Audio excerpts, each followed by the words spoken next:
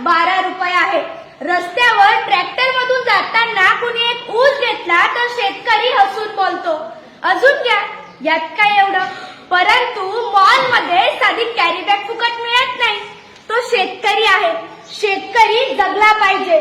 कारण कितीही India digital झाली तरी भाकरी काही आपल्याला डाउनलोड करून मिळणार नाहीये. शेतकरी जगाचा पोशिंदा आहे. म्हणून मी चिखलोड येथील इयत्ता 9वीची विद्यार्थिनी कोमल रतन त्रिभुवन आपल्या समोर विषय मांडणार तो महाराष्ट्राचे आराध्य दैवत श्री छत्रपती शिवरायांच्या स्वराज्याला, बाबासाहेब आंबेडकर यांच्या राज्यघटनेला, महात्मा ज्योतिबा फुले यांच्या शैक्षणिक क्रांतीला, माता जिजाऊ, माता सावित्री, माता अहिल्या यांना त्रिवार अभिवादन करून येथे उपस्थित माझे शेतकरीचे बंधू आणि भगिनी, शिक्षक आणि सुईच्या टोकासारखं बारीक निरीक्षण करून दुधाचं दूध आणि पाणीचं पाणी करणारे परीक्षक सर्वांना माझा मनपूर्वक नमस्कार. मी तुमच्या समोर विषय मांडते शेतकरी राजा उभ्या जगाचा पोशिंदा. मित्रांनो, माझा बाप शेतकरी राजा उभ्या जगाचा जरी पोशिंदा असला तरी आज माझ्या बापावर काय परिस्थिती आली आहे ते तुमच्या समोर मांडते. खुर्ची आणि टेबलाच्या मध्ये ढेरी तट्ट दाबून बसलेल्या साहेबाला सखाराम आदराने बोलला. ओहो, खुर्ची आणि टेबलाच्या मध्ये ढेरी तट्ट दाबून बसलेल्या साहेबाला सखाराम आदराने बोलला, धन्यवाद साहेब, धन्यवाद. तुम्ही गोष्ट समजून घेतली या दुःखाची आणि फाईल मंजूर केली साहेब पाण्यात वाहून गेलेल्या पिकाची. आभार, मनापासून आभार म्हणत हातावर त्यानं खडी साखरेचा प्रसाद ठेवला. ओहो, आभार, मनापासून आभार म्हणत हातावर त्यानं खडी साखरेचा प्रसाद ठेवला. तसंच साहेबाची तंबाखू मरता मरता पाठीमागचा शिपाई बोलला, अय दैवान्या, आधी ऍडव्हान्स जमा कर. माहित नाही का तुला, साहेब पैशाशिवाय कशालाच तोलत नाही. आणि खडी साखर उचल. सरांचा डाईट चालू, त्यात गोड खाल्लेलं चालत नाही. 4 दाणे खडी साखर न चालणाऱ्या डाईट मध्ये टेबला खालच्या नोटा खाणं बसल का आणि फुल्ल झालेल्या डेअरी मध्ये अजून खायची ताकद असेल का, हा मनातला प्रश्न सखारामनं मनातल्या मनात घेऊला. फाईल मंजुरीत खिशातून 5,000 गेले. फाईल बँकेत जमा झाली की तुम्हाला नोटा देतो. लागेल तर या वर्षी शेतात हरभरा पेरेल पण कांदा पेरणार नाही. लागेल तर या वर्षी शेतात हरभरा पेरेल पण कांदा पेरणार नाही. पण मायेची शपथ घेऊन सांगतो साहेब, ठरलेला हप्ता ठेवणार नाही, ठरलेला हप्ता ठेवणार नाही. चालतंय, आठवणीने आणून दे, काहीच हरकत नाही. महोदय म्हणे चालतंय, आठवणीने आणून दे, काहीच हरकत नाही. अरे तुला तर माहितीये आपल्या सहीशिवाय फाईल पुढे सरकत नाही. तुला तर माहितीये आपल्या सहीशिवाय फाईल पुढे सरकत नाही. साहेबांच्या तंबाखूसाठी मळलेला हात शिपायानं पटकन झटकला. ओहो, साहेबांच्या तंबाखूसाठी मळलेला हात शिपायानं पटकन झटकला.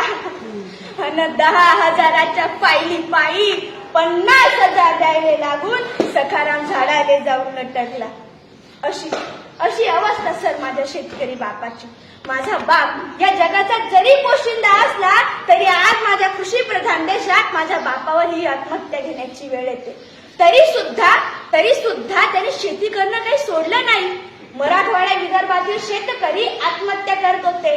तेथील एका पत्रकाराने आपल्या भारताच्या कृषी मंत्री साहेबांना प्रश्न विचारला, कृषी मंत्री साहेब, मराठवाडा विदर्भातील शेतकरी आत्महत्या करतायत, यावर तुमचं उत्तर काय? तर आपल्या भारताचे कृषी मंत्री म्हणतात, मराठवाडा विदर्भातील शेतकरी आत्महत्या करतात ते त्यांच्या प्रेम प्रकरणामुळं आणि दारूमुळं.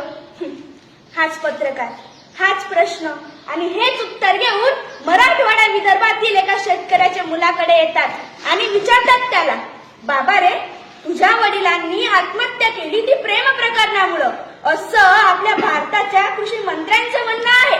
यावर तुझं उत्तर काय? तर जरा लक्ष देऊन ऐका मित्रांनो, तो मुलगा काय म्हणतो. बरोबर आहे साहेब, माझ्या वडिलांनी आत्महत्या केली ती प्रेम प्रकरणामुळं, हे बरोबर आहे. परंतु साहेब, कृषी मंत्र्यांना कळालेलं प्रेम ते बाया बापड्यांचं असावं, पण मला कळलेलं प्रेम माझ्या बापानं आयुष्यभर या जमिनीवर केलंय. आकाशातून पाऊस पडला नाही आणि जमिनीतून पीक उगवलं नाही. साहजिकच आहे नाव साहेब, माझ्या बापाची प्रेम कहाणी अपुरी राहिली. साहजिकच आहे नाव साहेब, माझ्या बापाची प्रेम कहाणी अपुरी राहिली. मित्रांनो, सरकारी कर्मचाऱ्यांना टाइम ड्युटी आहे, तशी माझ्या शेतकरी बापाला आहे का? नाही. जेव्हा लाईट येईल तेव्हा शेताकडे धावत जावं लागतं, जेव्हा पाऊस येईल तेव्हा पिकाकडे पाहावं लागतं आणि घरचं टेन्शन काही कमी असतं का हो?